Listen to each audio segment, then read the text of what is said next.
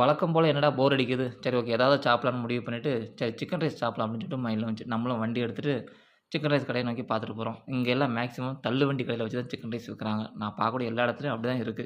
சரி ஓகே நம்ம சென்னை அளவுக்கு வராட்டா கூட, அங்க சிக்கன் ரைஸ் ஓரளவுக்கு நல்லாருக்கும் அப்படின்னு சொல்லிட்டு ஒரு தள்ளுவண்டி கடையில போயிட்டு சிக்கன் ரைஸ் ஆர்டர் குடுத்தாச்சு. சிக்கன் ரைஸுக்கு என்னென்ன ஃபார்முலாவோ அதெல்லாம் அவரும் பண்ணிக்கிட்டு இருந்தாரு.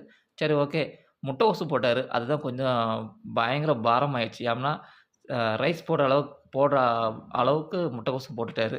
சரி ஓகே. எனிவே எப்படி இருந்தாலும் நம்ம ஆர்டர் குடுத்துட்டோம். நம்ம சாப்பிட்டு தான் ஆகணும் அப்படிங்கிற அளவுக்கு நம்மளும் பார்த்துட்டு வீடியோ எடுக்க ஆரம்பிச்சுட்டோம். மாஸ்டர் பார்த்தா பட்டையெல்லாம் போட்டு ஒரு மங்களகரமா வந்து அவருடைய வேலைய ஸ்டார்ட் பண்ணிட்டு செய்துட்டு இருந்தாரு.